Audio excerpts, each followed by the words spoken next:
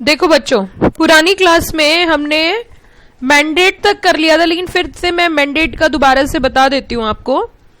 Mandate की अगर हम बात करें, authority to given to take some action, किसी को अगर कोई ऑथोरिटी दी जाती है कोई एक्शन लेने की तो उसे मैंडेट बोलते हैं। अब आपके माइंड में क्वेश्चन हो सकता है कि मैम ये पूरा का पूरा रटना है, रटना नहीं है, समझना है, समझने के बेसिस पे ही आपको क्लियर करना है।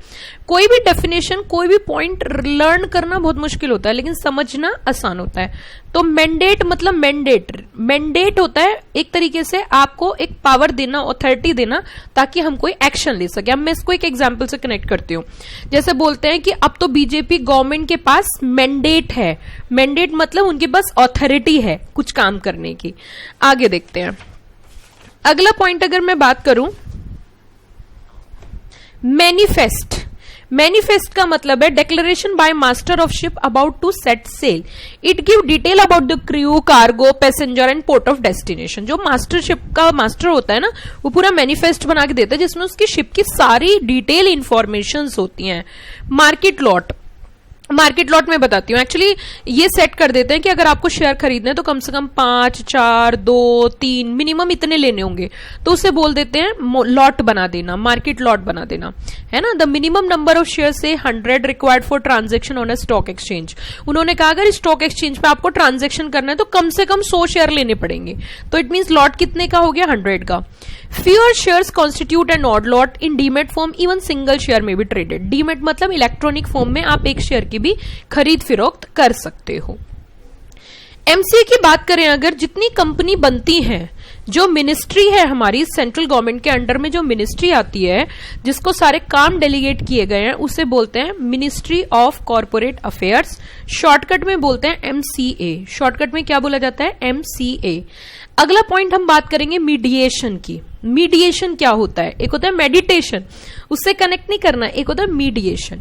मीडिएशन का मतलब होता है मिडिल से बना है। ये देखो समझना ध्यान से, मीडिएशन शब्द जो आया वो मिडिल से आया है। मिडिल का मतलब क्या होता है, चलो तुम बताओ मुझे, मिडिल का मतलब क्या होता है, बीच का रास्ता, that's it mediation. It means mediation का मतलब होता है बीच का रास्ता। मान के चलो दो पार्टी की लड़ाई हो रही है, उन दोनों के बैठा के, उन दोनों को समझा के एक मध्यम मार्ग निकालना, मिडिल रास्ता निकालना, जिसमें ना किसी की हार है ना किसी की जीत है, उसे बोलते हैं mediation. A dispute resolution process in which N impartial third party, impartial मतलब जो सुलझाव मतलब उनका डिस्प्यूट रिजॉल्व करा रहा है। Assist the parties voluntarily, voluntarily मतलब स्वेच्छा से, रीच अ म्यूचुअली आपसी सहमति से सेटलमेंट जो करते हैं, that is known as mediation. अच्छा, मेमोरेंडम ऑफ एसोसिएशन तो आप बहुत मोहब्बत करते हो, क्यों? क्योंकि कंपनी सेक्रेटरीशिप कोर्स में है ही क्या, memorandum, article, company, share, private company, public company. और एमओए की अगर हम बात करें, एमओए एक ऐसा डॉक्यूमेंट होता है जिसके अंदर कंपनी की सारी डिटेल इंफॉर्मेशन होती है, जिसके बेसिस पे कंपनी बनती है, उसके अंदर सारी इंफॉर्मेशन रहती है। जैसे कि मैंने आपको क्रक्स में भी सिखा रखा है, नाम वाम की चिंता मत कर, तू उस जगह पहुंच, तेरा उद्देश्य क्लियर होना चाहिए। अगर तेरे ऊपर कोई मुसीबत आई तो मेरे पास पूंजी की कोई कमी नहीं है। It means a fundamental document which contains provision of company constitution, जिसमें कंपनी के कॉन्स्टिट्यूशन की सारी डिटेल है, which is filed with registrar of company, जो किसको फाइल की जाएगी, रजिस्ट्रार को। कब, जब कंपनी बनेगी। तो एक ऐसा डॉक्यूमेंट होता है जब कंपनी बनती है तो सारी डिटेल आती है। अच्छा, एक और चीज बता दो, जैसे आपकी जन्म कुंडली होती है ना, ऐसी कंपनी का मेमोरेंडम होता है। आपकी जन्म कुंडली में सारी बातें होती हैं कि आपका नाम क्या है, आपका बर्थ कहाँ हुआ है, आप भविष्य में क्या बनोगे, है ना, ये सारी डिटेल्स होती हैं। It states the name of company, it's objective, amount of capital etcetera. आगे मर्चेंट बैंकर। ये मर्चेंट बैंकर भी शब्द आप पहली बार सुन रहे हो, लेकिन जैसे एग्जीक्यूटिव में आओगे तो मर्चेंट बैंकर बहुत होगा। जब आप ग्रुप 2 में पढ़ोगे तो वहां कैपिटल मार्केट का एक पेपर है, वहां आएगा। मर्चेंट बैंकर क्या होते हैं, जैसे हम है और स्टॉक एक्सचेंज है, कंपनी है, इनके बीच में जो काम कराते हैं, जिसे हम बोलते हैं इंटरमीडियरीज। क्या बोलते हैं, इंटरमीडियरीज। तो ये सब वही काम करते हैं। मर्चेंट बैंकर कौन बन सकता है, मर्चेंट बैंकर बन सकता है बैंक, फाइनेंशियल इंस्टीट्यूशन, जो इन सब चीजों का काम करते हैं। तो it means a financial institution specialise in security market activities such as underwriting and trading and in advisory activities such as merger, acquisition. Merchant banking also typically refer to acquisition of equity stake etcetera. आगे हम बात करेंगे merger का। मर्ज मतलब जुड़ना, एक जगह हो जाना। अगर मर्जर की बात करें, the amalgamation of two or more enterprise which were previously separate usually HC to greater viability and control. Suppose X limited plus Y limited is equal to X limited हो जाती है। इट मीन्स इन दोनों कंपनियों का क्या हो गया है भैया, मर्जर हो गया है। ये दोनों कंपनी एक साथ मिल गई है, ये दोनों कंपनी एक साथ मिल गई हैं, दोनों कंपनी मिलके एक कंपनी बन गई है, that is known as X limited. Okay, तो इसे हम बोलेंगे मर्ज हो जाना, टूट के एक साथ मिल जाना, that is known as merger. ठीक है, मिनिमम सब्सक्रिप्शन की भाइयों और बहनों मित्रों बात कर लेते हैं। सुनो मेरी बात ध्यान से, कोई भी कंपनी पैसा क्यों इकट्ठा करती है, क्योंकि उसको कोई नया प्रोजेक्ट करना पड़ता है। कोई नया प्रोजेक्ट करते हैं तो उस प्रोजेक्ट की कोई अमाउंट होती है जिसे प्रोजेक्ट फाइनेंसिंग बोलते हैं। सपोज करो कोई प्रोजेक्ट 20 करोड़ का है तो कंपनी को 20 करोड़ रुपए चाहिए, लेकिन अगर उसे पब्लिक से उसे सिर्फ 10 करोड़ मिले तो वो 10 करोड़ कहां से लाएगा, उसके लिए तो वो 10 करोड़ भी बेकार हो गए। तो इसी वजह से कंपनी जब भी कभी शेयर्स इशू करती है, कंपनी जब भी कभी कोई सिक्योरिटीज इशू करती है, तो उसमें बोलती है, कंपनी के लिए ये मैंडेटरी होता है, कंपलसरी होता है कि कम से कम इतने शेयर्स उसे सब्सक्राइब करवाने पड़ेंगे। अगर जनता इतने भी शेयर सब्सक्राइब, कम से कम इतने सब्सक्राइब नहीं करती तो इशू फ्लॉप हो जाता है। तो इस कॉन्सेप्ट को बोलते हैं मिनिमम सब्सक्रिप्शन। क्या बोलते हैं इस कॉन्सेप्ट को, minimum subscription. The minimum number of shares for which application have to received by a company in a public issue before allotment can be made by it.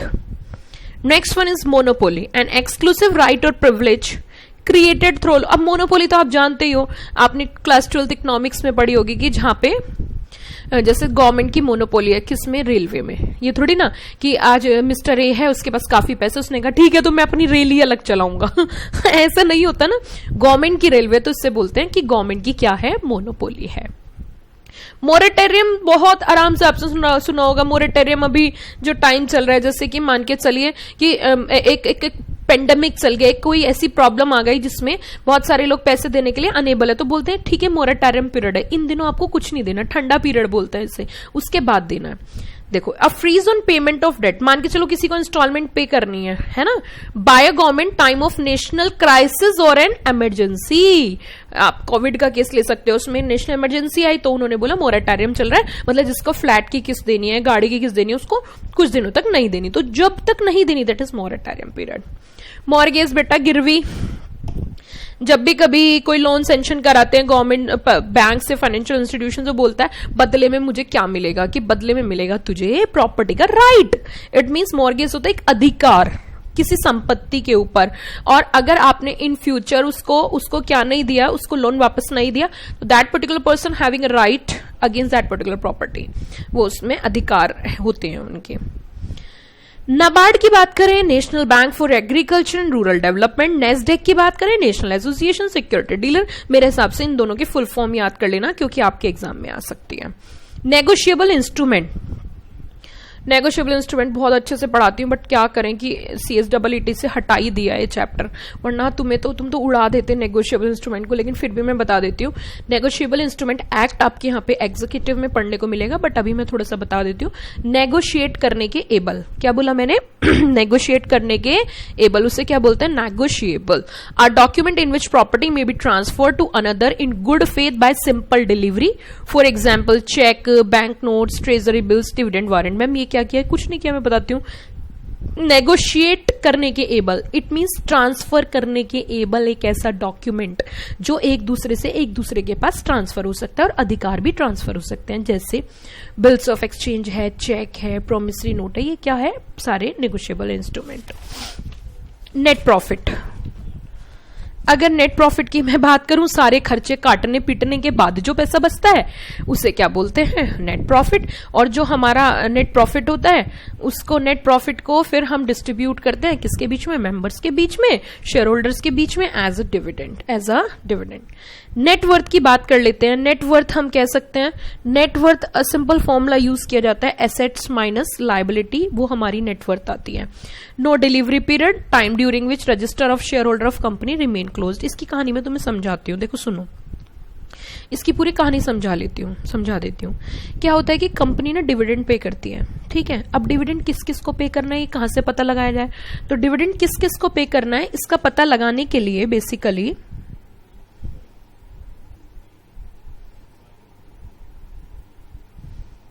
इसका पता लगाने के लिए बेसिकली क्या होता है कि कंपनी ना एक रजिस्टर मेंटेन करती है जिसे बोलते हैं रजिस्टर ऑफ मेंबर्स। क्या बोला जाता है उसे?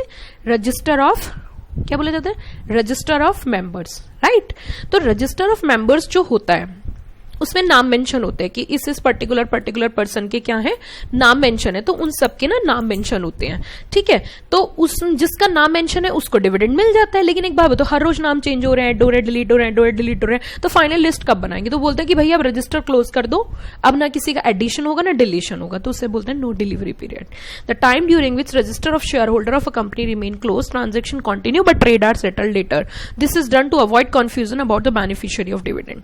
नॉन क्यूमुलेटिव, अच्छा मैं इसके बारे में बताती हूँ। जैसे प्रेफरेंस शेयर होते हैं ना, तो उनका डिविडेंड होता है। हाँ, जो प्रेफरेंस शेयर्स होते हैं उनका क्या होता है? डिविडेंड होता है। और सुनो, कुछ हम ऐसे बोलते हैं कि ठीक है भैया हमें इस साल प्रॉफिट नहीं हुआ तो अगले साल प्रॉफिट होगा, तो हम अगले साल आपको डिविडेंड पे कर देंगे। उससे अगले साल प्रॉफिट होगा तो उससे अगले साल हम डिविडेंड पे कर देंगे। इट मींस डिविडेंड इकट्ठा होता जाएगा। क्या होता जाएगा? डिविडेंड जो है वो इकट्ठा होता जाएगा और तुम्हें इकट्ठा ही हम पे कर देंगे। तो उसे बोलते हैं क्यूमुलेटिव प्रेफरेंस शेयर्स। क्या बोलते हैं उसे? Cumulative preference shares. जिसमें ऐसा राइट नहीं होता, जिसमें ऐसा राइट नहीं होता उसे बोलते हैं नॉन क्यूमुलेटिव। उसे क्या बोलते हैं? Non cumulative. बहुत सिंपल सी बात है। अच्छा, non current liability also refer to as long term liability. This category encompasses debts or obligation that your company must repay over years. For example, non current liability would include like business loan, deferred tax liability, etc. Non-operating assets.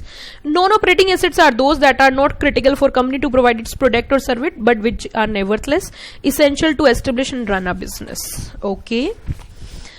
हाँ, देखो बच्चों, एक बात तुम्हें मैं समझाना चाहती हूँ, मेरी बात बड़ी आराम से समझना। हालांकि जब मैं फेस टू वैसे बताती हूँ, टाइम होता है तो मैं बहुत सारी चीजें बताती हूँ, बट मैं तुम्हें एक फंडामेंटल लाइफ का बता रही हूँ कि जिंदगी में टेंशन मत लेना। टेंशन लेके सीएस नहीं होगी, बिल्कुल टेंशन मत लेना। मैं अपनी प्रैक्टिकल सी बात बता रही हूँ। इतना काम करती हूँ सुबह से लेके शाम तक। I am completely busy. मैं यकीन नहीं दिला सकती आपको, but I am completely busy being as an entrepreneur. There are lot more workload are there, है ना। आपकी कॉल्स वगैरह भी अटेंड में कर ही लेती हूँ, करती हूँ। I am more focused to our students, completely dedicated. अब ऐसे तो मेरे को ना इतनी टेंशन हो जानी चाहिए यार, सारे दिन काम काम काम काम काम, है ना। तो क्या टेंशन होनी चाहिए? मैं नहीं लेती, मैं बिल्कुल टेंशन नहीं लेती, जरा से भी नहीं लेती।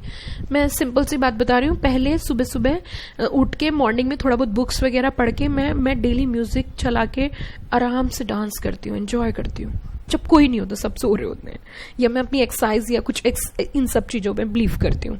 अब मैं तुम्हें एक बात बता रही हूँ, टेंशन लेने से होना मुझे भी पता है कुछ नहीं है, तो टेंशन लेने का कोई फायदा भी नहीं है। यार पढ़ो ना, बच्चे टेंशन ज्यादा लेते हैं, पढ़ते कम है, ये एक बहुत खराब चीज है।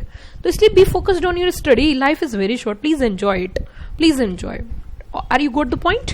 नेक्स्ट वन इज, अगर हम बात करें नोटराइज की, नोटरी क्या होती है? नोटरी सुनिए, नोटराइज का मतलब होता है कि आप कोई डॉक्यूमेंट ले रहे हो, या तो उसे सेल्फ अटेस्ट कर दो या किसी प्रोफेशनल से अटैच करा लो, तो उसे नोटराइज बोलते हैं। जो इस काम को करते हैं उसे नोटरी पब्लिक बोलते हैं। एनएससी की बात करें, नेशनल स्टॉक एक्सचेंज। क्या बोला मैंने? National stock exchange. हिंदुस्तान के अंदर 2 स्टॉक एक्सचेंज ऐसे हैं जो इंटरनेशनल ट्रेडिंग टर्मिनल्स हैं, जिनके नेशन वाइड ट्रेडिंग टर्मिनल्स हैं। टर्मिनल्स मतलब कनेक्शन है। एक तो एनएससी है और एक बीएससी, और दोनों ही मुंबई में है। अब एक बच्चा कहने लगा मैं मुंबई में क्यों है? अरे बेटा मुंबई में इसलिए है क्योंकि सारा व्यापार मुंबई में ही है। पहले व्यापारी स्टार्ट ही मुंबई से हुआ था, क्योंकि वहां पे बिल्कुल बराबर में सी है, तो सी से ट्रांसपोर्टेशन इजी हो जाता है ना, अदर कंट्री से व्यापार करना आसान हो जाता है ना। तो इसीलिए एनएससी और बीएससी दोनों के दोनों ही स्टॉक एक्सचेंज मुंबई में सिचुएटेड है। एनएससी की फुल फॉर्म है नेशनल स्टॉक एक्सचेंज, बीएससी की फुल फॉर्म है बॉम्बे स्टॉक एक्सचेंज। आगे आपका इनसे बहुत कनेक्शन जुड़ने वाला है। NYSC, New York stock exchange. New York stock exchange, New York का ओथ का मतलब होता है मैं जो कहूंगा सच कहूंगा, सच के सिवा कुछ नहीं कहूंगा। मैं गीता के ऊपर हाथ रख के कसम खाता हूं, मैं जो कहूंगा सच कहूंगा, सच के सिवा कुछ नहीं कहूंगा। Okay. Operating assets are those assets जो डेली बेसिस काम में ऑपरेट कर रही हैं, जो बिजनेस को, जो एसेट्स बिजनेस को ऑपरेट कर रही हैं, that is known as operating assets. Are you got the point? Options, the contractual right but not the obligation. Contractual right but not the obligation to buy sell specific amount of a given security at a previously fixed price or at a fixed price at a designated future date। सुनो, मेरी बात सुनना ध्यान से। हाँ, मैं तुम्हें एक एग्जाम्पल से समझाती हूँ। मान के चलिए हमने एक एग्जाम्पल लिया कि भैया हमें जनवरी में, सुनो अच्छा किसी की शादी कर लेते हैं, बताओ किसकी शादी करनी है, एक एग्जाम्पल ले लेते हैं।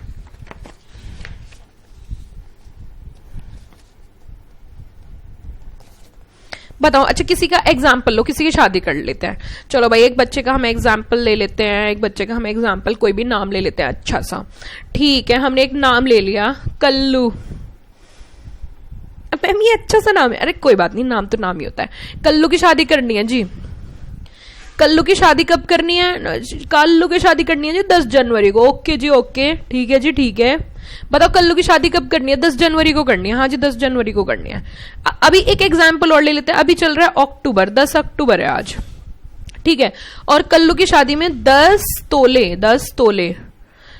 तोले सोना परचेज करना है कल्लू की वाइफ के लिए। मैम इतना सारा सोने का क्या? अरे समझो बात को यार, ठीक है। तो आज जो गोल्ड का रेट है वो 40,000 चल रहा है हाँ, सपोज सारे फैक्ट्स है, कुछ भी सच्चाई नहीं है। कभी अभी बोलने लगो मैम आपने 40,000 बताया, चल रहा है, फिर मुझे नहीं पता कितना चल रहा है, मैंने तो एक एग्जाम्पल लिया है, सारी चीजें सच्ची मत समझा करो मेरी। सुनो, अभी 40,000 का रेट चल रहा है। हाँ, अब एक बात बताओ, 10 जनवरी को 2 सिचुएशन हो सकती है, बताना जरा जल्दी से बताना।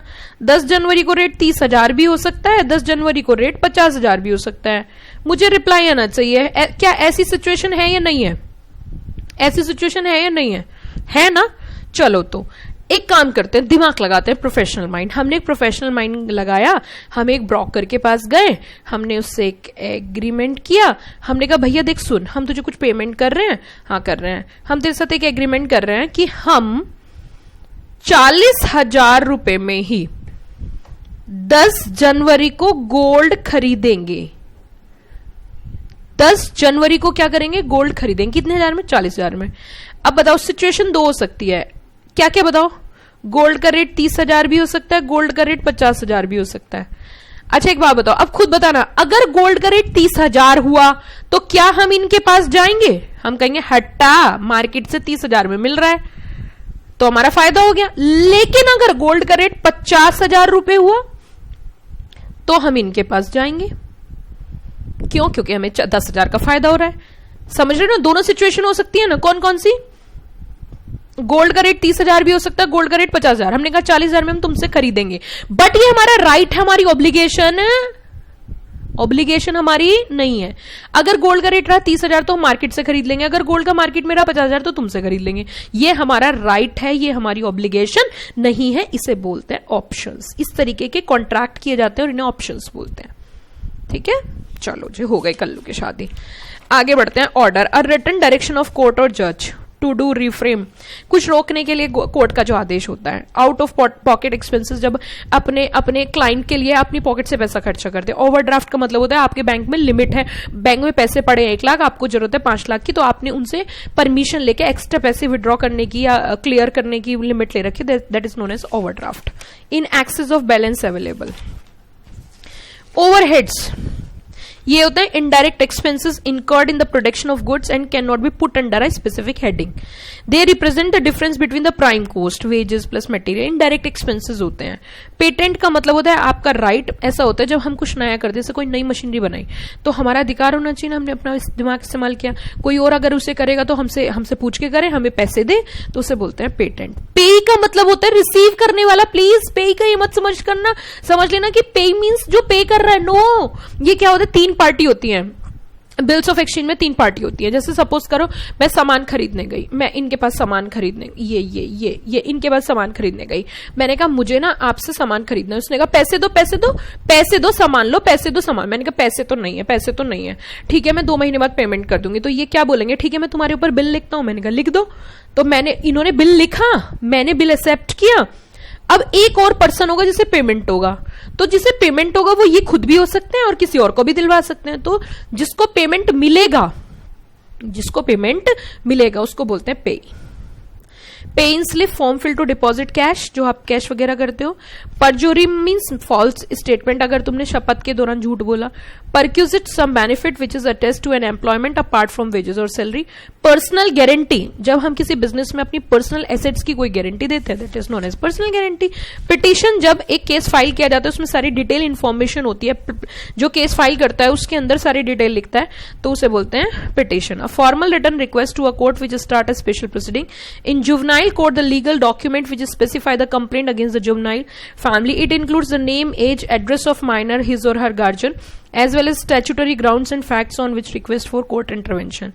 Petitioner, another word for plaintiff, the person starting the lawsuit, जो केस फाइल करता है। पेटी कैश, छोटे छोटे खर्चे। पिग, ऑपरेटर, जो ऑपरेटर, पता है पिग वो होता है जो सट्टा खेल रहे होते हैं ना स्टॉक एक्सचेंज में, उनको किल करता है, मतलब उन्हें रोकता है। किल मतलब मारना नहीं। प्लेसिंग, प्लेस कर देना, दे देना। प्लेंटिफ, जो सूट फाइल करता है। Plea, accuse person answer to criminal charges. Plea bargain, एक डिफेंडेंट जो एग्रीमेंट बनाता है। प्लीडिंग, कोर्ट के डॉक्यूमेंट, जो कोर्ट को डॉक्यूमेंट्स फाइल किए जाते हैं।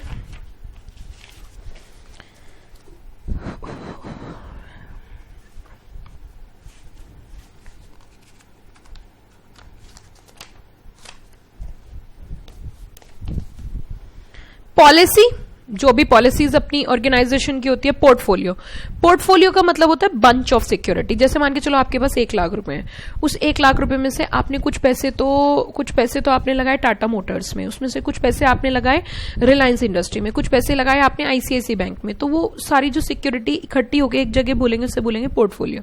It means a bunch of security. Post date, to affix a future date while executing a document or issuing a bills of exchange. Post date मतलब next date. Price band, एक limit होती है, जैसे 10 रुपए से लेके और 50 रुपए के बीच में, तो 10 से और 50 के बीच में जो होती है ना, ये इसे बोलते हैं प्राइस बैंड। ये कहाँ यूज होता है? जब आप शेयर का प्राइस डिसाइड करते हैं ना, एक मेथड होता है बुक बिल्डिंग, आगे चल के पढ़ोगे, इतना डिटेल में अभी मैं बता नहीं रही हूँ। बुक बिल्डिंग मेथड होता है, उसमें कंपनी एक बैंड डिसाइड करती है ना, प्राइस का बैंड डिसाइड करती है कि भैया 10 से लेके 50 के बीच का आपका बैंड है, अब इसमें आप डिसाइड कर लो खुद ही, तो उसे बोलते हैं price band. Price rigging, collective efforts जो मैनिपुलेशन करते हैं प्राइस का, प्रिंसिपल आप जानते ही हो। प्रोप्राइटर, पर्सन हु ओन्स और has a share in the ownership of business. Prosecute, case को आगे बढ़ावा देना। प्रोसिक्यूटर की बात करें, स्टेट अटॉर्नी जो केस वगैरह करते हैं। प्रोस्पेक्टस, इसके अंदर सारी डिटेल होती है। किस तरीके की डिटेल होती है? प्रोस्पेक्टस की अगर हम बात करें तो प्रोस्पेक्टस में डिटेल्स होती हैं। कंपनी जब शेयर इशू करती है पब्लिक को, तो कंपनी के बारे में सारी डिटेल इंफॉर्मेशन देती है, तो उसे क्या बोला जाता है? Prospectus. Document issuing by company inviting subscribing to the public issue of its securities. Proxy की बात करें, अच्छा प्रॉक्सी के बारे में बताती हूँ। जैसे कंपनी की मीटिंग हो रही है, जनरल मीटिंग है ना, तो कंपनी की जब जनरल मीटिंग होती है तो वहां पे मेंबर्स जाते हैं। कभी कभी मेंबर नहीं जा पा रहा तो वो अपनी जगह किसी और को भेज रहा है ना, तो उसे प्रॉक्सी बोलते हैं। जो मेंबर्स की जगह प्रेजेंट करते हैं ना, तो उसे क्या बोला जाता है? प्रॉक्सी बोला जाता है। जिस फॉर्म से उसे अपॉइंट करते हैं उसे प्रॉक्सी फॉर्म बोलते हैं। आगे हम एक कॉन्सेप्ट पढ़ेंगे, कोरम। कोरम का मतलब होता है minimum number of members are present to transact a valid meeting. मतलब मैंने जैसे बोला मेरी क्लास में 300 बच्चे हैं, मैंने कहा भैया अगर 50 बच्चे भी आ जाएंगे मैं क्लास स्टार्ट कर दूंगी, तो जो मिनिमम नंबर ऑफ स्टूडेंट्स है ना, that is known as quorum. ऐसी मीटिंग में होता है, वो कितने होते हैं मिनिमम, वो आप कंपनी लॉ में पढ़ोगे। अगर आपके मेंबर टोटल 0 से इतने हैं तो इतने होने चाहिए। तो कोरम का मतलब होता है minimum number of members are personally present in AGM to transact a valid meeting. Annual general meeting में प्रेजेंट होने चाहिए। कोटेशन के बारे में आप जानते ही हो। टोटल कॉस्ट, जब भी हम किसी से कोई ट्रांजेक्शन करते हैं बोलते हैं कोटेशन दे दो हमें। Quotation driving trading, it refers to trading which brokers quote for buying and selling security. Recession, a condition of economy of country under which business is conducted at reduce level. It is also featured by unemployment and falling price. Reconciliation and explanation of difference between two figure. Reconciliation statement होता है जो 2 figure के बीच का find out करते हैं। Record date, जिसपे company अपने documents जो है वो क्लोज करती है ना, उसे बोलते हैं रिकॉर्ड डेट।